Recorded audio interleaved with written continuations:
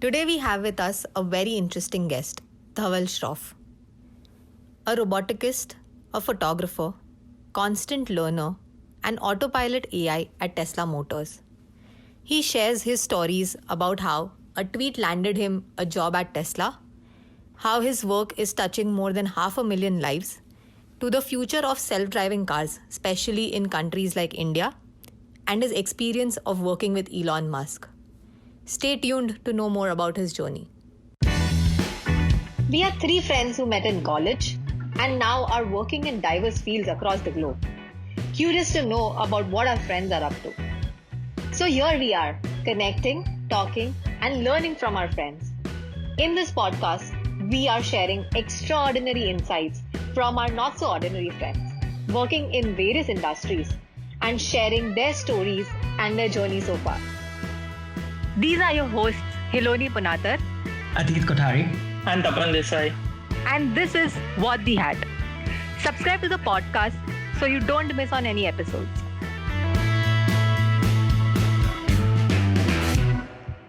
Welcome, Dhaval Shroff, to the show. I'm glad to be here. Although, I'm so used to not hearing my name as Dhaval Shroff and just hearing Shroff, that it feels kind of weird. I know it was so weird for me to say that as well. So before we dive into the questions, I remember meeting Dhaval the first time. Actually, Sumit was the one who introduced us. And Sumit wanted to do something for the festival, some video content, and he must have seen some video that I did in junior college, and it was like, you need to meet Dhaval, and you guys need to create something for the festival.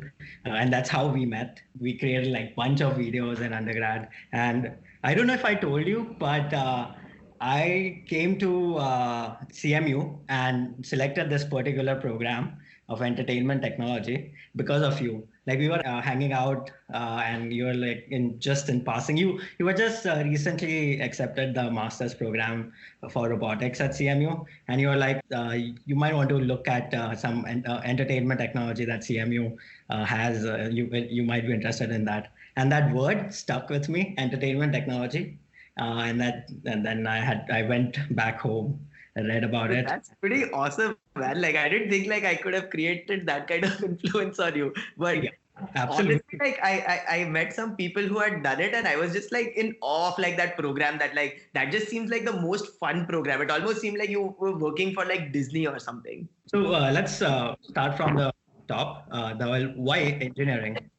So engineering, I think it sounds very cliche, but it just runs in my family. My dad's an engineer. My dad's brother is an engineer. My dad's cousin is an engineer. My grandfather is an engineer. My literally anybody I can think of elder than me were all engineers. Even a couple of my cousins were engineers. So I don't think and it wasn't I didn't have a choice or anything. My family was pretty open to whatever I wanted to do. But it just seemed more entertaining to me because everybody around would talk about things that they've worked on and talk about things that they've done.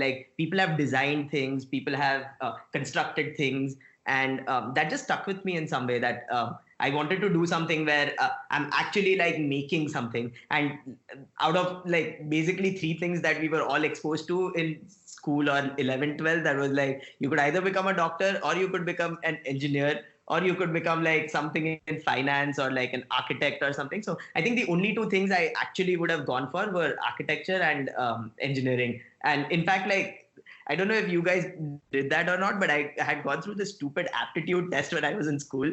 And there, the result that came out was that I should go become an architect. I didn't do that eventually. I don't know how good I would have been at it, but that's basically how I think I ended up in engineering. It was just influence of being around people, although not getting influenced by their decision or anything. And I've always had a passion for cars in general. So and to do anything related to cars, I didn't know what I wanted to do with cars at that point, but just having a passion for cars was I would have to do something in engineering to be able to work on cars. I didn't know what at that point, but that's basically how I ended up in engineering.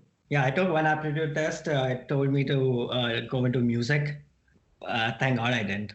I don't know if I still don't know any musical instrument. I think conventional parents won't ever let you do that, choose that as a primary career. Shroff, so for you were in EXTC, right? So you were already decided on EXTC engineering, or like you decided EXTC after getting a CET score and things like Oh, that? I didn't decide EXTC. That's a great story, actually. So let me go back to the time when, I initially, when I applied for engineering, like I said, I was very interested in doing something in like automotives and stuff. And the closest thing that you could study with, like, that could maybe take you somewhere in automotives was like you could study mechanical engineering. So that's the thing that I was giving my 11th and 12th standard exams and whatever with, that, like, I wanted to study mechanical engineering. And then, I was also like studying for IIT and like those national exams. What was it? AIEEE and things like that. Yep, yeah. And that didn't get me too far. Like in IIT, I could have gotten maybe like agricultural engineering in some like Gandhinagar IIT or something, which I of course did go for. And like any other place also, I wasn't getting something phenomenal. Like no good college was giving me mechanical engineering, for example. And then I was like, if I'm not doing mechanical engineering at that point, I might as well go to a college that I really like, which happens to be DJ Sangvi, because like the first time I saw it, I was like, fuck, everything has AC. Like at that point, I'd made up my mind that I'm going to DJ Sangvi and like we'll figure out what I want to do there, because DJ didn't have mechanical. So I initially wanted to do production. Basically, the reviews that I got from like in the college itself, like when I was like going for like the admission rounds or whatever, was that like, oh, production, like nobody who gets like more than these many marks takes production. And I was like, that just seems stupid to me, but okay. And then so I hadn't decided anything. I don't know, you guys probably remember, right? We went upstairs to like the first floor or something, and we had to go into this like room where like there were a bunch of people sitting with computers who would like give you that whatever field you choose or something, they take your mark sheets or whatever, right? Yeah. So I went into that room and then I'm sitting there, and like until that point, like I'm like, so these are all the things that are open at this point. I can get into EXTC, computer science, electronics, and all of that. And to be honest, like I wasn't very sure about going into computer science, but I was like, electronics seems fun. And like I had never looked up what like electronics and telecommunication actually has, because I was like, I don't know, I don't want to do that. So electronics and computer science were the two things I was actually looking forward to. And I show up there and that guy goes like, हाँ आपका marks अच्छा है, आप EXTC में ले लो, उसमें सब highest marks वाले जाते हैं. I was like, no, that was literally what happened, and that's how I ended up in like I would have taken electronics otherwise. So that guy decided for you. Pretty much, because he said कि आपका इतना अच्छा marks है, आप electronics में क्यों ले रहे हो, आप EXTC ले लो, इलेक्ट्रॉनिक्स तो पढ़ने मिल ही रहा है, एक्स्ट्रा टेलीकम्युनिकेशन भी पढ़ने मिल रहा है. Yeah. Wow. But Akshraf, like from what we know you, the first time at least my interaction was with you was me seeing you with a camera. And I actually want to know, where did this passion for photography and continuously clicking people and nature, all of that came for you? Yeah, so that's so I actually, like, this again is like a very cliche story. I don't know why like my life is filled with so many cliche stories, unfortunately, but it just so happens that I think when I was in first year of engineering, Wake Up Sid had come out.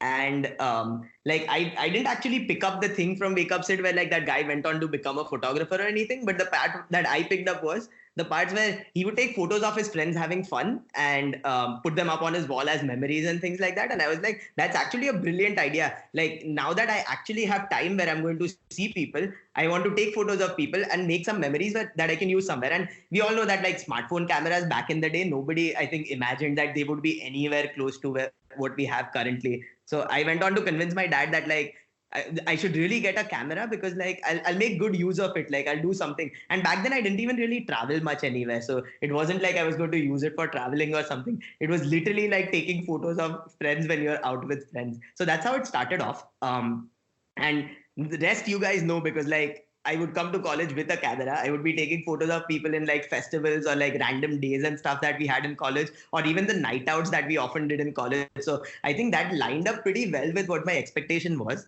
And I'm happy that like my dad got convinced to buy me a camera also. And I think the rest of it, after that point, like how I got into like doing nature photography and all, most of it was because like I got a lot of encouragement from all of you guys who also were very willing to get your photos taken. Like a lot of times, I don't think like people would want to get their photos taken, especially after coming to the US. I realized people are way more private, but I don't think we had something like that amongst our friendship in college.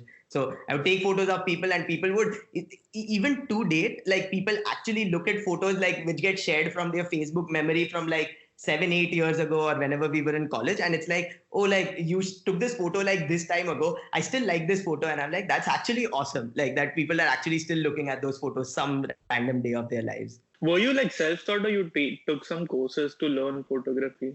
No, I just I actually just learned by myself, like taking photos. Initially, like I said, I didn't really think about like the art of photography in any way. It was mostly to take photos of people around, and that was working out just fine. Like it seemed more like, since like I fell into that category that like इसके पास अच्छा camera है, इसको आता नहीं है, but इसका अच्छा camera है तो photos अच्छा ही आता है. That worked out.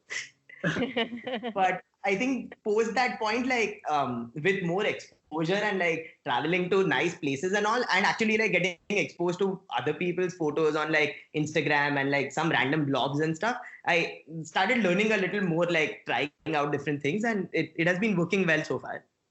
Yeah. One of my favorite photos of yours is like the one you took like a year back or something with your Tesla in the foreground. You can see all the stars in the background, and there is like it's in some mountain valley kind of a place. It's brilliant. That is phenomenal. Yeah, that was a good trip. Yeah. But like in order to do this also, you might be waking up or staying late at night, and then you will be hiking out to get these photos, right? Oh yeah, absolutely. So going to that part of it now, like I think the camera has become more of a thing that I do on holidays now. Like I go on a vacation and like I have something to do. Like generally when you go out on a vacation, like you're like planning for like, I want to go here, I want to do this, I want to do that, I want to do this. And like another additional thing that I also plan for is that like the sunset from here, like I've seen photos of it that they're phenomenal. I should go try that. Like in fact, just a couple of days ago, like I put up one photo in my house currently, and somebody was asking about that photo, and I was telling them how like Sneha and I had gone hiking in Switzerland last year, and at the end of our hike, we finally found a restaurant that we could eat at. We hiked for like 12 days straight or something, and so we are sitting at the restaurant and eating, and it was time for sunset at that point, like in like 8 o'clock or whatever, and we have food on our table, and I'm like, I can't miss this sunset. I really want to go see the sunset. So Sneha is sitting there eating by herself while I am like, I ran for like 10 minutes to get to a point from where I could take the photo of the Matterhorn. And I think like that photo turned out to be pretty phenomenal. Like I could actually see the sunset happening on Matterhorn, which is like making it like red in color and stuff. So honestly, I think I have a lot of memories associated with like the kinds of things I've had to do to get some photos. And then those photos turn out to be super nice.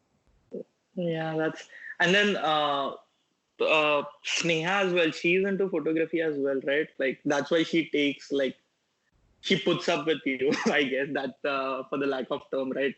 She does, yeah. Like I think at some point she does get annoyed that I want to see a fucking sunrise like on a vacation, and that I have to wake up at like 6 a.m. to like drive for half an hour to get somewhere. But Yeah. she puts up with it because like she really likes taking photos also, and she's actually a much better people photographer than I am. Like honestly. Yeah. So she's into portraits and then you do landscape. Yeah, pretty much. So like I think all of the photos that like I ever take of hers, she never likes, because like I don't do as good of a job. But on the other hand, I get really good photos of myself once in a while. The right person, I guess. Yeah, I guess so. Match made in heaven. Or LinkedIn. Oh yeah. Wait, what, Oh, that LinkedIn? story is funny. Yeah, I want to hear this. I want to hear this. It's a pretty funny story in the in like the world of like people meeting on Bumble and like Coffee Meets Bagel and Tinder and shit. Like we met through LinkedIn. Yeah, like Wait, you just so slid happened- into her DMs or something? Yeah, she slid into my DMs first, but then Yeah. but that's how it continued past that point. Like yeah, we like got introduced to each other through LinkedIn first, and then we decided to take like an impromptu road trip for like 4 days. That was like our blind date of sorts, like a 4-day long road trip to Grand Canyon from San Francisco. Dude, that's rare. I know. Okay, we slid into a big tangent. Going back to DJ, I guess. My memory of Dhaval, like seeing him first, was during Robo Wars, right? I think you had your bot like fighting in the Robo Wars event that we had every year. And that's when I first saw you and first heard about you as well. So like, were you always interested in robotics, or like it was something you picked up during engineering as well? So it was pretty much during engineering, because like I hadn't done anything robotics related before that. I didn't even like think of it really as like a special field or something. It was like I said, my major interest was in automotive, and like the kind of robots that we generally built were like very car-like in general, right? And I think most of the credit to like putting me in robotics basically goes to Mandot.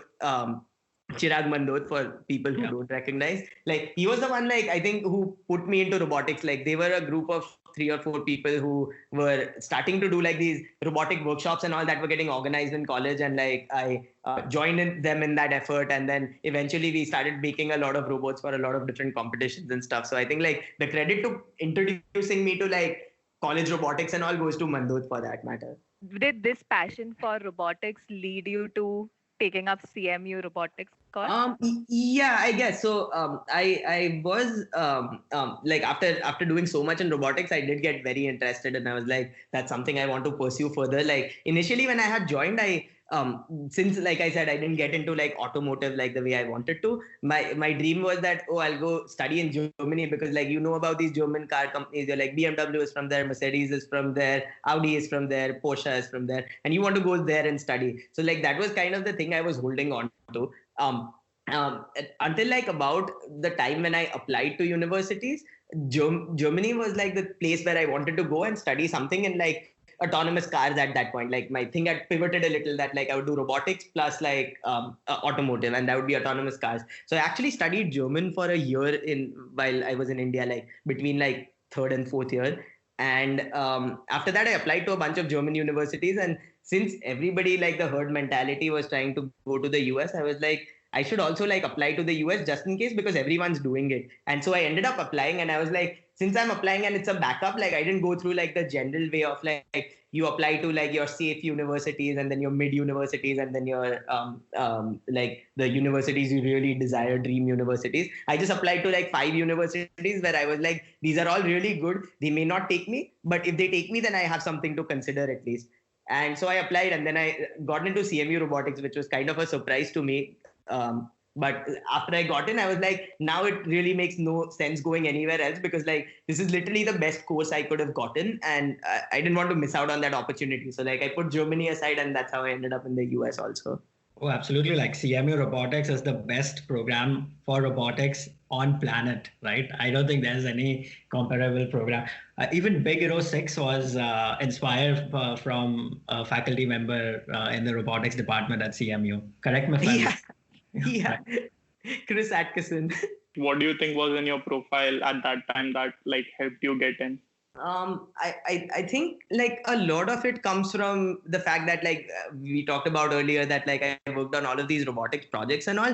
I think everybody really wants to see that somebody has done some work somewhere. Like even today when you're recruiting people or something in the company that we work at and stuff, like you're always looking for like that there are people who have like knowledge about some things, and then there are people who implemented something. And I've come to believe this, that like until you actually go ahead and implement something, you're basically facing only half of the problem. Like the half of the problem is that like you know how to do it, but until you do it, you're never going to get the like small details about how it's supposed to be done. And I think doing a lot of real work and having evidence of being able to do it like shows that you know actually how stuff works. And that's what I think I put on my resume and like my SOP about like challenges that you would have faced. Like, I don't think I ever had to think about like, oh, name that one challenge that you faced in life when you were trying to do something. Like, I didn't have to make that up. Like, it was evident from like some stuff that I had done that, oh, this was like, yeah, we faced a stupid challenge like this. I think even like the festivals and stuff that we worked on in college, like we had to go through, like we had to see the end point of it, right? Like until you see the end point of a project, everything seems easier from outside. Absolutely. And then working with teams and getting the end goal met and doing that whole trial and error across things and trying to be as cost effective as possible throughout the process, I think it taught us a lot. Exactly. And you run a business now, so you would be the best person to talk about this, because like everything has come together for you, right? Like you have to manage all of those things at once. Yeah, absolutely. And I think for me, college festivals was the inception to telling me, okay, you can do this. It's possible. And then obviously like my love for marketing also popped up from there. So I really am very thankful to DJ overall. Yeah, I think best decision ever. Yeah. Completely. Yeah. Yeah, like I think I met the best of my friends ever, like in those 4 years at DJ. I don't think like I've made better friends before that in life or after that in life. Yeah, like all of you guys that I met in DJ, like I think like the fact that we are doing this podcast right now, I think 8 years after graduating from DJ, like says all about it. 7 years after graduating from DJ. So Shroff, for you, like US was always the not US. You said you wanted to go to Germany and US, but like you never decided on working in India. You always wanted to go outside of the country to study abroad, like further. So I always wanted to study further, but because like I said, like I didn't actually get to do what I initially wanted to do in undergrad. So I was like, maybe I have another chance going forward. And like, of course, there was no guarantee on I would get into a good college to study or I would get anywhere. So I had always kept it in mind that like there is something I could do in India also. But I think a major scare that I don't know if you guys faced that, but I definitely faced it where anybody who had started working before me, like my cousins or friends or something little elder than me, had always put a scare in me that like the corporate culture is like really, really bad and you don't want to do it. Like everybody is always waiting at like when their boss leaves from work and so that they can exit out of that, or always cribbing if they are outside, if you meet them outside of work, that like how shitty the work was. And that kind of built a scare into me. And I of course didn't know if that was the same everywhere else in the world, but this is something that like definitely put me in a boat where I was like, no, I want to stay as far away from there as possible. So that was, I guess, the first reason. And the second one was that I didn't actually try to explore enough to find out if like there were places to work at where I could do the kind of things that I wanted. Like say there were still companies like Tata Motors does it, or like if I worked at like Bajaj, or like there are so many companies from around here also, like Mercedes Benz has a research center in Bangalore and things like that too. But I don't think I ever found myself qualified after DJ enough to put myself in like a company as good or something and provide enough value to it. So I felt the need to like increase what my capability was before I want to go somewhere and provide any value. So Shroff, like with the education in the US and while you were also in DJ, what is the major difference that you see in the kind of education that you received while being in India versus the robotics in CMU? So one thing that I realized, like nothing against anybody here, but there's a general trend that we've observed. Like if you take 80% of the people that you would know in like say DJ or like even live before DJ, like everybody is striving to like they have a grade that they want to reach, or they have like a job that they want to get, and that's what they're aiming for. And like everything ends there. Like once you reach that, that's like your pinnacle, and like you want to stop after that. It's like I want to get 90%, I got 90%, I'm done. Or I want to get a job in like JP Morgan or something, and I got that, and like everybody is very happy. One thing that I realized coming to the US was that everybody you come across wants to keep hustling. Like it's not like you get into a settled job and then you just stay there. Like you get into one job, you like do really well for yourself. Like people are trying to self-improve. Like they're trying to do as much as they can to like make themselves better so that they can go ahead and do something next. Like instead of trying to make your boss happy or trying to make somebody else happy, you're trying to make yourself better. Like that's one big difference that I've noticed. And that again, like it's I'm talking about average person that you would meet in say a college in India versus average person you would meet here. Of course there are a lot of outliers in that, but Cool. So you mentioned Tesla a while back. So what are you doing right now at Tesla? What's your role? So I work on the AI team and specifically work on computer vision for like the Tesla's autopilot program. Basically, what we are trying to do is making self-driving cars a reality and like building ourselves up to it. So building all the algorithms and stuff that is necessary to make self-driving cars available to the masses. So my day-to-day job is coming up with algorithms, writing code, doing math, coming up with like a bunch of ideas and like trying them out, brainstorming with people, like experimenting a lot.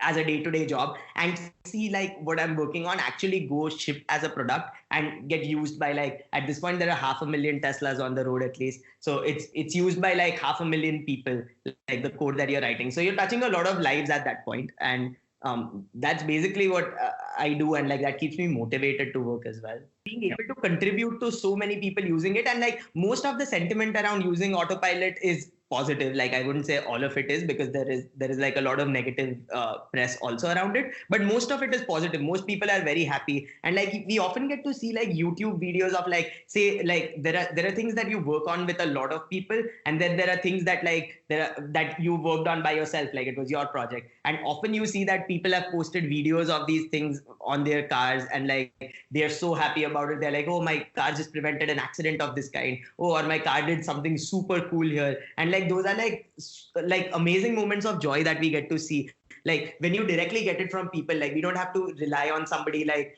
going and asking people that how did you feel about this. Like I think that's basically the biggest joy that we get out of the job. So there are also a lot of things that Tesla, like as a car, is built really, really well. So like it gets the highest safety ratings in like most like rating standards and stuff. So that also saves a lot of lives. But even software, for that matter, like often helps saving people's lives. Like they fell asleep and like the car just went and like came to a stop or something, or prevented you from departing a lane and hitting something next to you and things like that. And I think that's the major goal that we are all trying to work towards, that like autonomy would be great to have, like people would really love it and you can make efficient use of cars and everything, but at the end of the day, like so many people lose their lives trying to getting into car accidents and stuff, that and like sometimes the kind of videos that we get to see coming from like our fleet of cars is like horrifying. So like if you see any of those, you really want to solve that problem. Makes sense. And like for you always, like when you started your program in CMU, you always wanted to work for Tesla, or something in your program drove you towards Tesla?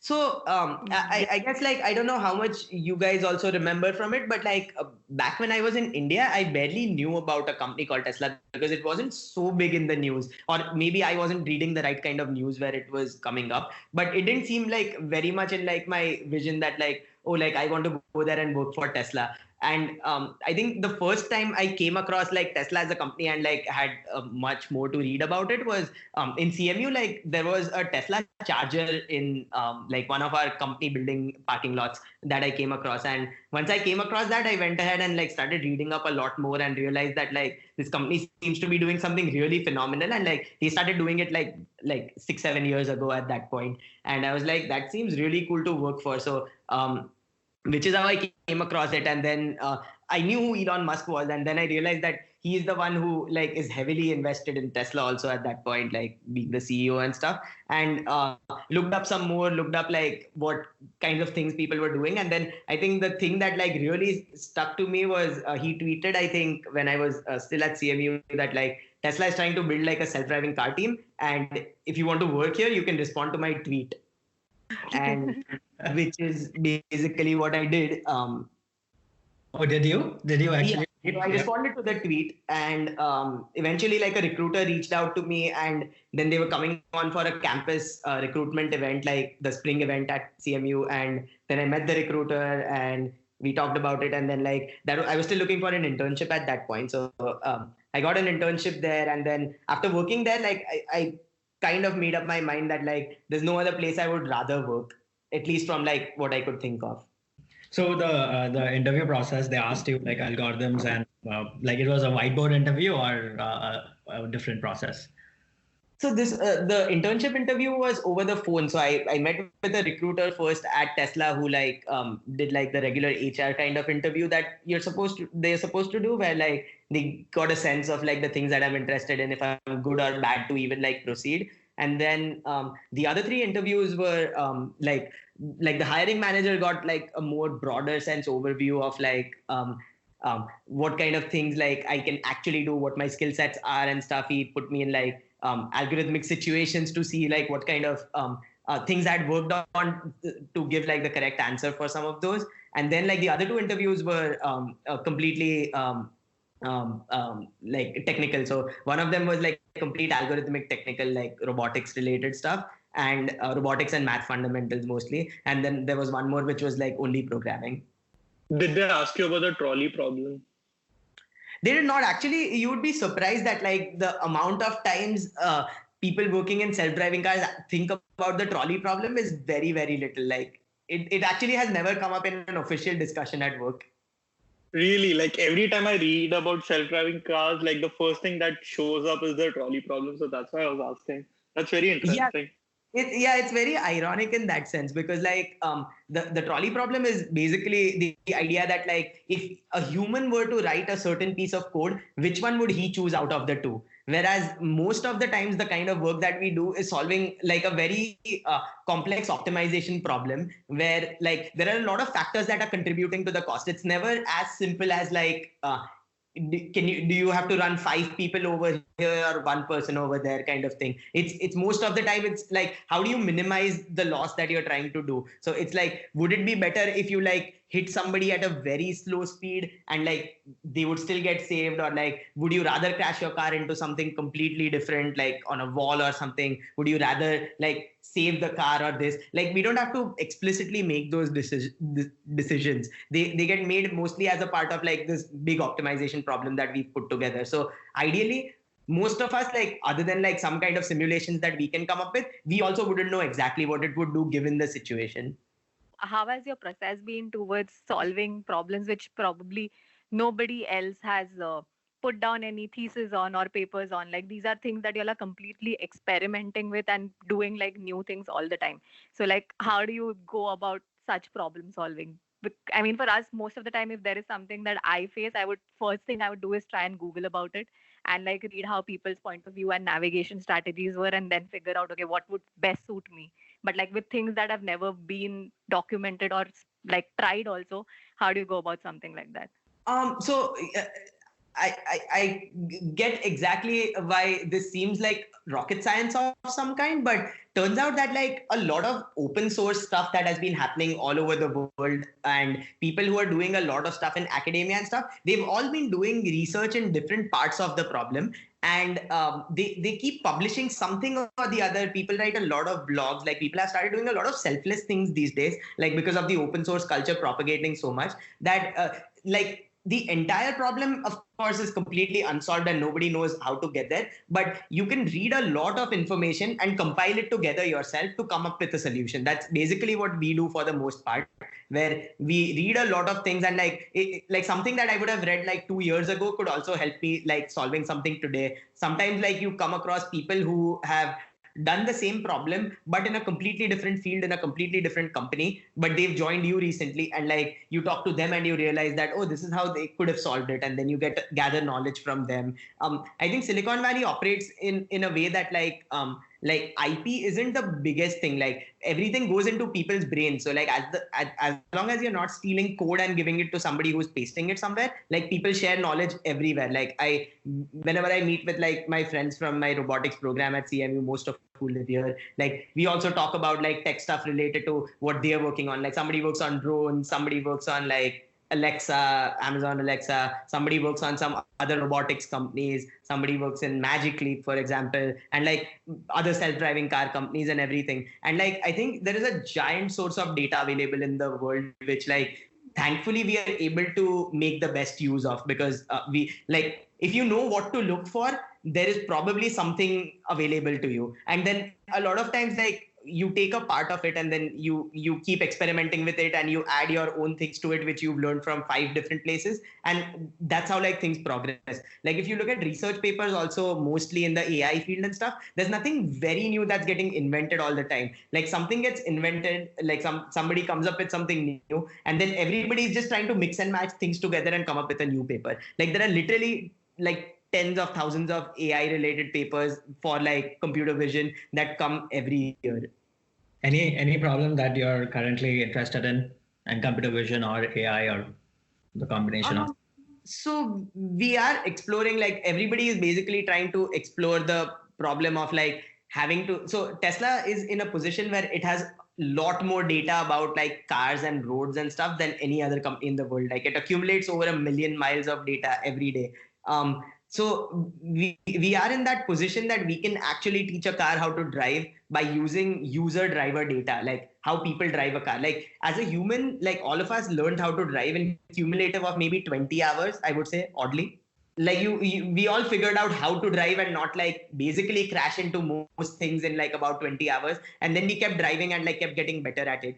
But currently, like the way neural networks work, they need like if you were to put it in like man hours, like it's more than the lifetime of a single person is how much time a neural network would take to like train and like drive a car completely with just data, with no annotations or anything, like no rules and regulations of how to drive or any of that. Like we are mostly never told that this is what you should do to drive a car. Like you're mostly just, you look at other people driving and you're given basic instructions as to like don't crash into something, like there's a traffic light, you need to stop here. But you can be put in a completely new country and you will mostly do fine after driving for like a half an hour or something.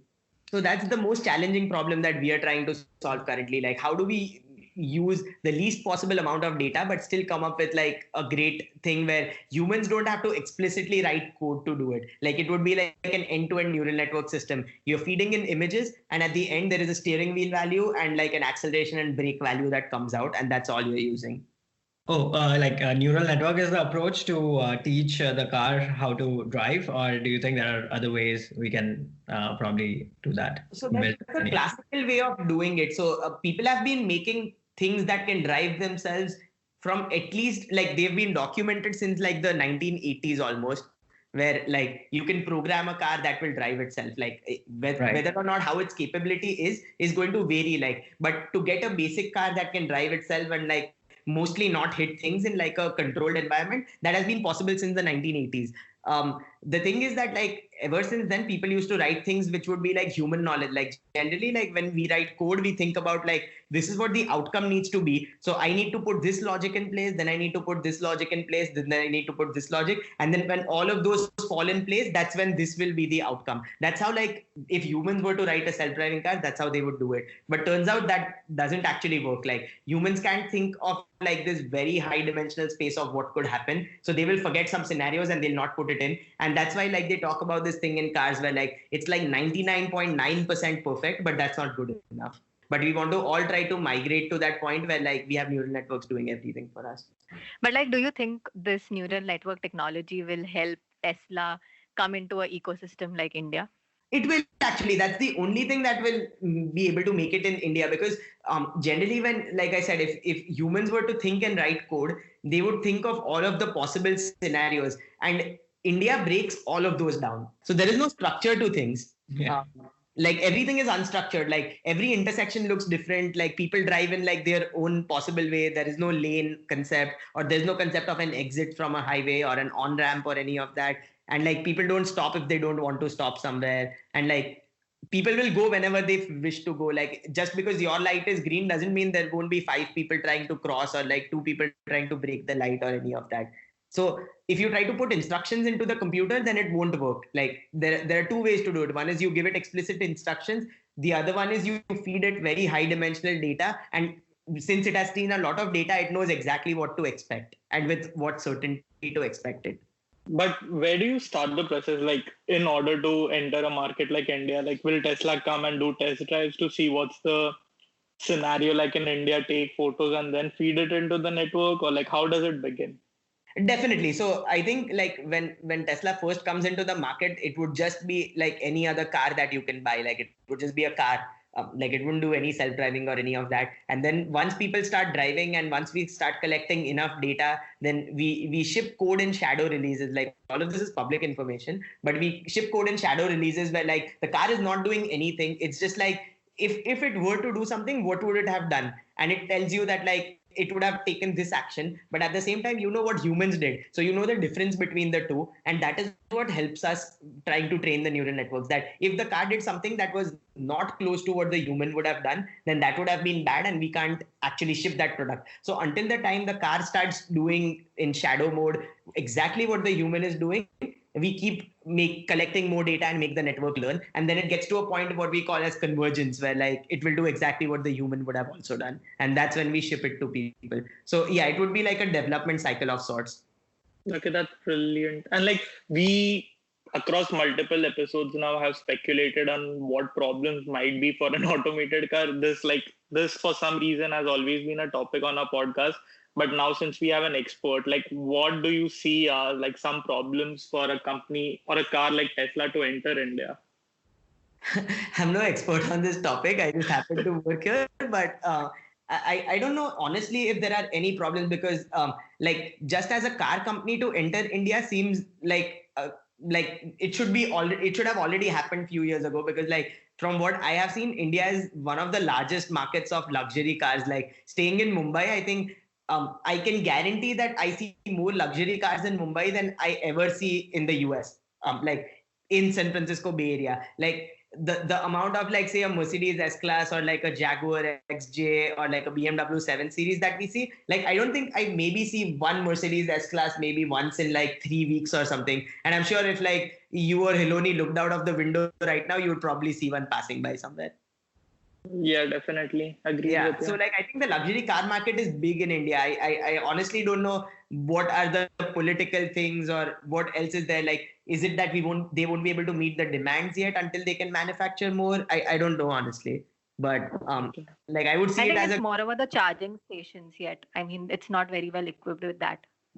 For so Tesla. charging station. Tesla has gone and built whatever place it has released in. Like it's even in countries like Jordan and stuff, which are like not particularly first world, if I were to say, but it has still made it there, and like it has set up infrastructure and everything. So I think it's possible to do it, but again, I don't know what the hindrance is. Like there must be something, because like if I can see that there is a big market potential, I'm sure they would have also seen it. So before we move away from the topic of Tesla, if someone is currently in like second year of engineering, studying in DJ or some university in India, and they want to join the self-driving car team at Tesla, what should they be focusing on? Yeah, I think like I again I'm like in no way to like recommend this to somebody, but I think what has helped me, like I honestly still study, because like I think this industry is such that if you don't keep up with the industry, you suddenly become like an old school person. Like even if you stop studying in 2016, so much has changed since then. Like even if you stop studying for a year, you're probably not going to get where you need to be. So you basically need to keep up with things, is how I see this industry. Like self-driving cars, AI in general, like the like I said, like the amount of things published and the amount of like progress happening, it's almost like the way they talk about Moore's law, like the amount of progress that happens is exponential here. So like the things that we were completely incapable of doing like 3 or 4 years ago is very trivial, like in the sense that like they would teach in a college program here today. And thankfully, like I said, like all of the knowledge that is required to become a good like AI engineer or like work in the field of AI or self-driving cars is all open source. Like you can literally go and read, like people have even simplified papers and put them in blogs and videos and things like that. I honestly think that like our college education hasn't quite caught up to what is needed to like work in like a very high-tech field, but there is enough information outside of the textbook that people can refer to and get there. Like if somebody is looking for it, I'm happy to even share resources with people. But in general, I think like if you just start looking for like how to solve computer vision or how to solve like reinforcement learning and stuff, like you need to put your goal at a point where you could almost solve a self-driving car and then make your way through downwards. Like you can start with a very basic concept and like make your way up, because then you're trying to go from like the bottom of the funnel to the top of the funnel, and like you're going to like not realize that is this skill actually useful or not. But if you go in the reverse direction where this is the thing I want to actually like make work, then you go backwards and learn all the things necessary to be able to make it work. That's generally the way I have been doing things the past few years. Yeah, it's like the first principle problem. Like the theory of first principle, yeah, right. Yeah. Okay, makes sense. And then we cannot like stop talking about Tesla until we talk about Elon Musk, right? So have you worked with Elon Musk, and like what has that been like? Yeah, so our team fortunately works very closely with him, because like this is one of his pet projects. So he is super interested in like the kind of progress that the team does, and he's very interested in like a lot of the design decisions that the team makes also. And he very regularly tests like our cutting edge code, like the code that would make it to customers maybe like 4 or 5 months from now, for example, he's been testing it like pretty much as soon as we make updates to the code, he's testing that kind of code. So yeah, we've gotten a lot of feedback from him. He's influenced a lot of our design decisions overall. Like, since he happens to be a very, very smart guy outside of Twitter, I would he gets like the points that you're trying to put across for the most part. Like, and there's so much to learn from him also, because he is running the entire company, so he has like a much better idea to a bigger picture compared to like any of us. So and he also runs multiple companies, so like he has like knowledge transfers happening from like one to the next place, and I'm sure his network is also full of people where he interacts with very smart people all the time. So there's always like a lot that like comes off of him, and he like has honestly predicted a lot of things very correctly, that initially when he said that like this is how we should do something, we all thought that that was very stupid to do, but like since he's smart, you would agree and work on it, and then like maybe 6 months or 1 year down the line, you're like, wow, that was actually smart. Wow. Okay. And I read his book, right, the autobiography for him, and like the one lesson that I learned from his book is like he's very focused on like learning faster, failing faster, and then solving that problem like even faster, right? So like, does that culture rub off in Tesla as well? Like, do you guys absolutely, yeah. So we are all asked to basically like do as best as we can at something. So there are two ways of doing something, right? Like you try out anything that you can, you hack together something, see if it works or not, and if it works, then you make it better. And then the other way is you have a giant build up for like a very long time, and you've done everything very nicely, but at the end of it, you realize it didn't work, and now like all of the effort is basically useless. So you want to kind of get to like an initial result very quickly, and then once you realize that the initial result is showing any signs of life, then you want to put more effort in it. But if the initial result, while you're doing it, sometimes you realize, wow, this is stupid, I never thought of that, and then you don't need to put more effort in it. And I think that runs in the company, like in general, like people are always doing more and more experiments and like keeping up with tech literature and everything, and like making sure that like they're doing their best to prove that like this approach will work or not before putting in like a ton of effort behind it. Yeah. any blog that you would recommend people reading or that you follow a lot closely? So Medium is one of like the best sources of information that I can find often. Like Medium has a lot of good articles about like a lot of different things, and it also seems to be the kind of place where like most people want to put like AI related blogs and stuff, like towards data science. It's called, like, it's a part of Medium. Oh, love it. Yeah, that's amazing. Yeah, so that's actually been pretty resourceful. Like if I often find myself that like I don't know what I want to do, like I just go there and like often like good articles pop up there, and then I just read some of them. But that has been a good source of information. Like I'm sure like if people are reading Hacker News, like that's another good place where like a lot of these things come up. Twitter, unfortunately or fortunately, also happens to be the place where a lot of like the people in like AI and computer vision have been sharing like whatever they find. So that also happens to be a place where you would have generally not thought that like Twitter would be the place where people are sharing like actually useful stuff, but it happens to be. Yeah. Oh yeah, actually, I think, like I've been off social media for like 4 years, but Twitter is the only place I'm active right now, because not just computer vision and finance, but augmented reality, virtual reality, and like a lot of other topics. Like you can, and I think they've made the platform also much better so that you can follow those topics and not just like celebrities and other nonsense stuff. So exactly, if you follow the right people, I think Twitter is really good. On that note, Tapan often has like the most hilarious things on Twitter. I actually started tweet, like I was active on Twitter like when we were in DJ, but then I stopped using it, and then I'm active again like since the past 2-3 months. And one thing I realized about Twitter, as Atit said, like you need to follow the right people or else you'll just have garbage in your timeline, right? So I'm trying to like filter all those things out and follow the right people at this point.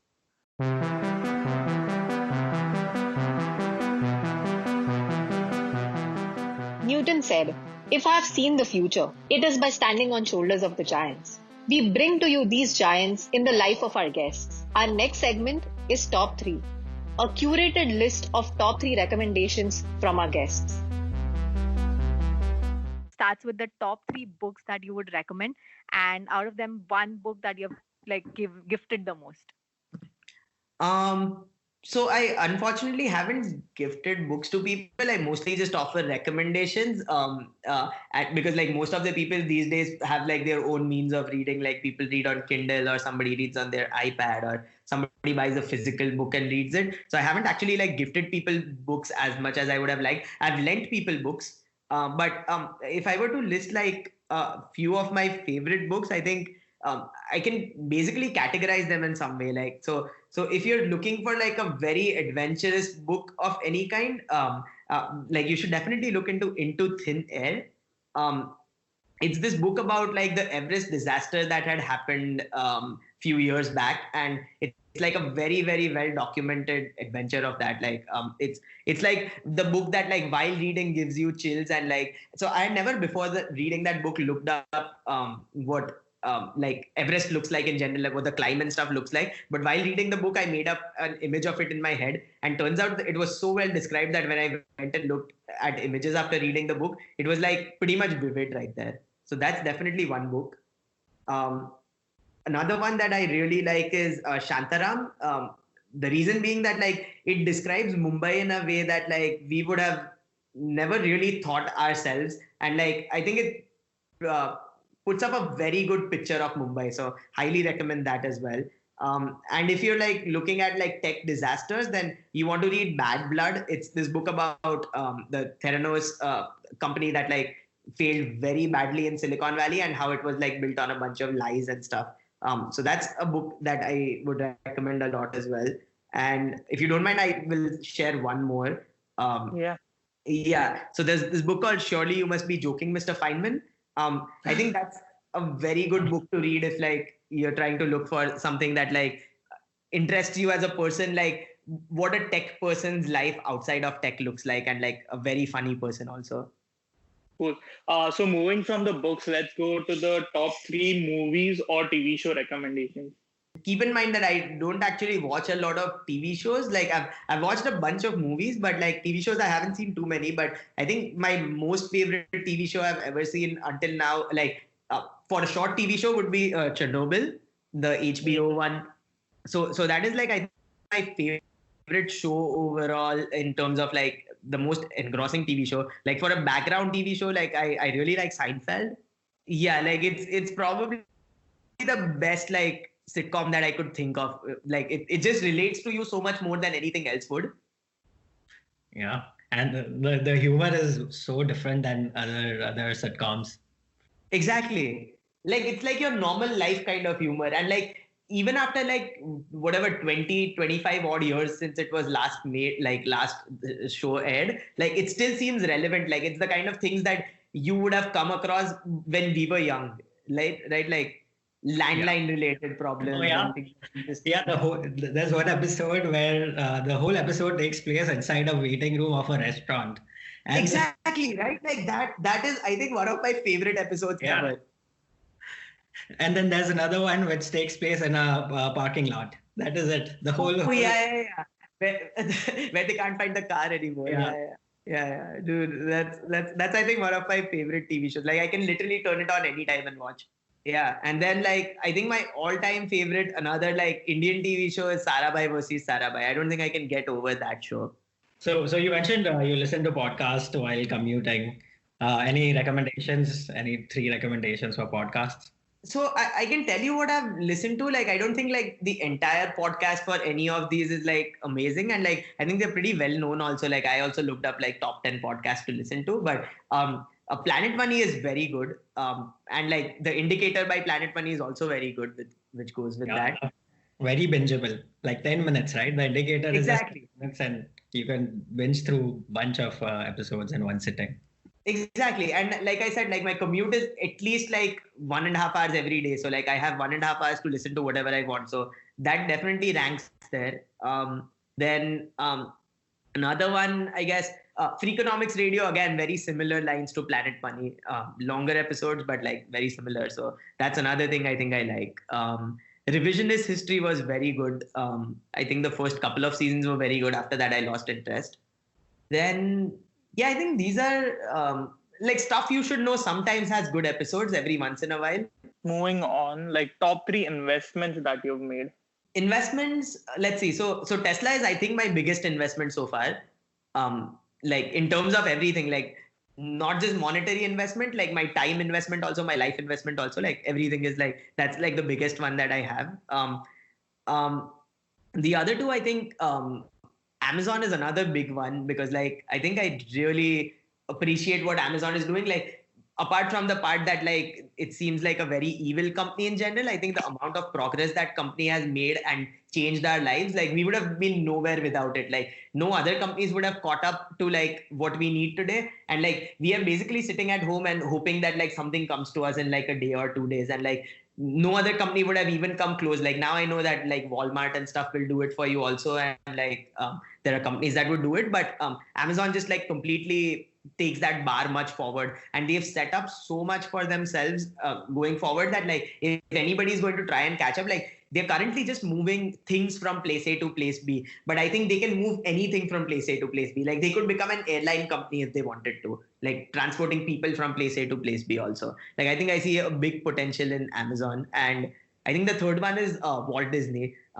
Again, like just because of the sheer amount of things that they have, like they definitely have the best kind of content, like the best reach in the media industry, and like they have phenomenal parks and stuff, and like just IP in general. Like they've made the best of the characters, or like bought companies that made these characters and stuff. So I think those three would be like the top on my list. Okay. Moving on. So, Shroff, like, what are the 3 things that you define as success for you? Let's see. So I think one thing that I would put it as is like I want this ability to be able to grasp that anybody that I meet from like any kind of background is telling me about something. Like I don't want to be completely lost. Like I can definitely put myself in a place currently where like if I talk to some person from a very different like I don't know background or something, like say if I just go talk to somebody in finance, for example, like I would be very lost. I don't want to be that person. Like I want to be the person who like can engage in a conversation with anybody because like at least have the know-how of that. I think that's one thing. The second thing is like to not have any kind of inertia when I want to work on something. Like currently, like I face this major problem that like if I have to start doing something, like it takes a lot of effort to even like get to the point where you're starting. But after starting, it's very smooth. But like for whatever reason, I'm often not able to like just get to the point where I can start off with something. So like losing that inertia would be very nice. And the third thing is like if I can give back more to, not just like in the sense of like something to the society, but if I can contribute to somebody more than I'm helping myself while doing it, then that would be even better. Like I'm definitely currently doing things that like improve myself, but I want to be able to do things which like not just improve myself, but also improve like people around me. Like they could just be friends or relatives or anybody, but by like either sharing information or like being able to make something that they really like or any of that, but be helpful to somebody while I'm like making my life better. Unlike the name, we are dwelling deep into our guest's thought process. Rapid Fire is our next segment where our guests will answer some quirky, some weird, but mostly fun questions. What is the one thing that you love about living in the US and one thing that you miss about India?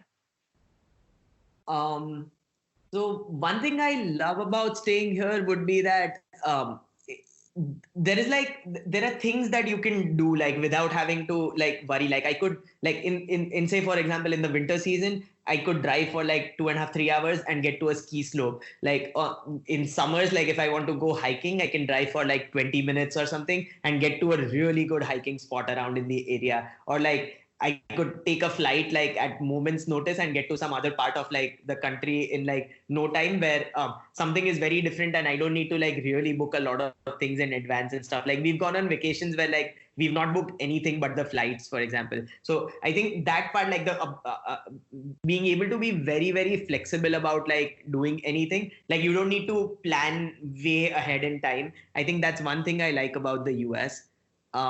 And like I think the thing I like about India is like completely it's just friends and family. Like that's my top thing there. Like I absolutely miss everyone. Like I want to come back only for that. Like that's like my top motive. I think that ties perfectly to our next question. Like you like you said, you travel a lot. You've been to a lot of places. So do you have like one tourist attraction that you were really disappointed by? Let's see. There must be something. I think Times Square for sure. Everyone hates Times Square. Absolutely disappointed by it. Like it was like, yeah, it was absolutely the worst. Because like the rest of so the first time I went to New York City was like during Christmas, and when I'd moved to the US first, and the rest of New York City was phenomenal. And I think like everybody puts Times Square, like at least like at that time I thought of Times Square, wow, that would be the grand finale. Like we watch Times Square and then we go home. And that was like the biggest letdown I think I could think of. Like it looks very average. Final question for the rapid fire round would be, if you could have a gigantic billboard anywhere and like a lot of people could see it, what would it have on it? What would it say? I think it should say it's never too late. I know it sounds cliche, but like I think it should say that it's never too late for anything. Like it's not even my own quote. It's probably said by like hundreds of thousands of people everywhere. But I think it still like applies a lot to my life, and like I would think it would apply to in general anyone. Like you could do it. Like it's like the day you decide you want to start with something, I think you can do it.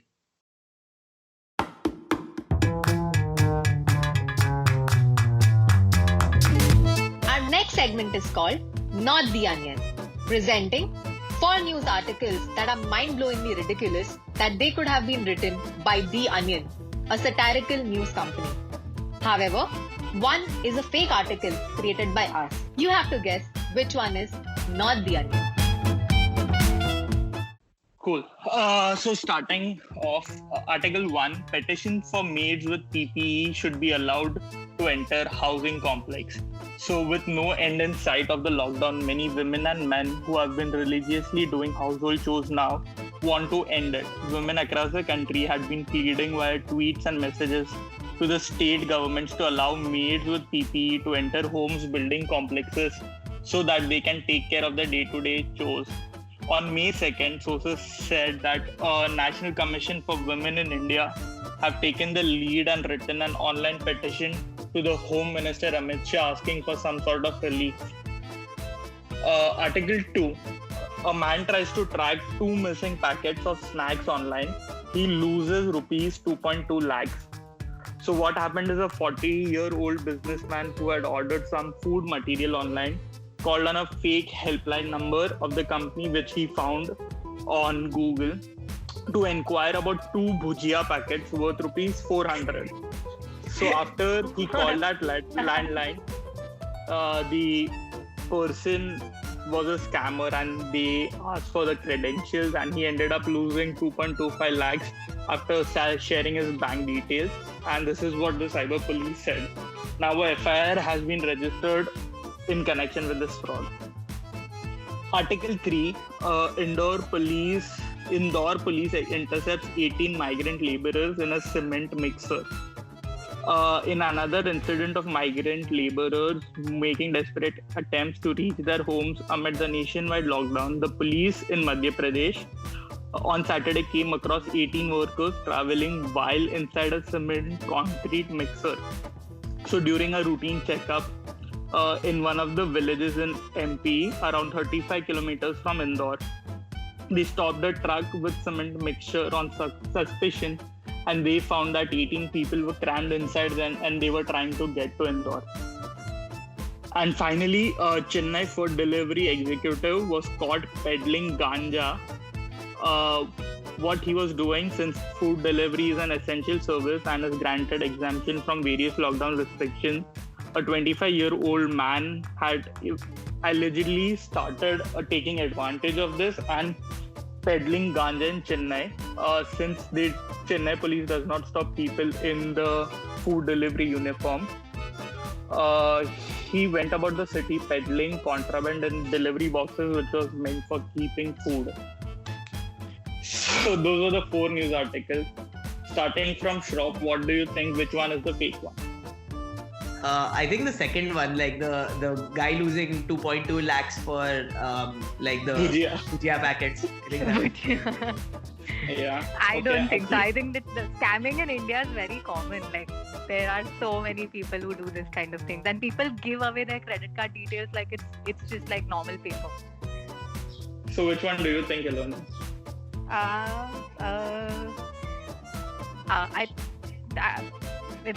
All of them are funny.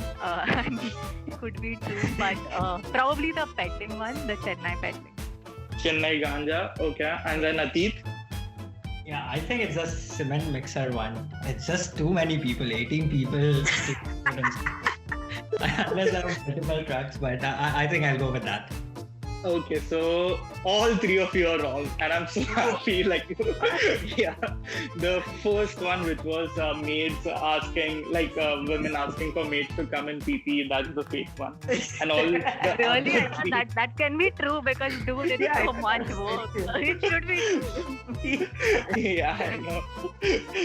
But all the other three are actually true. Cement mixer one was actually they found 18 people. They were crammed inside the mixer, which is sad actually, but like it was hilarious. Then Chennai Ganja was actually true. That guy was caught on the weekend, I think.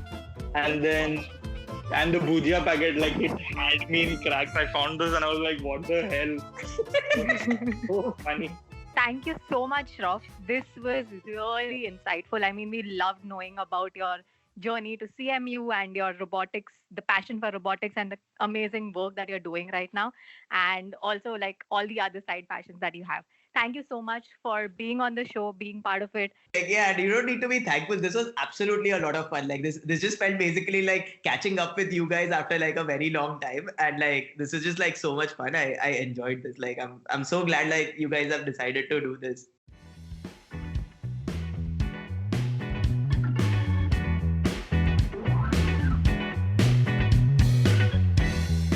So that's about it, folks.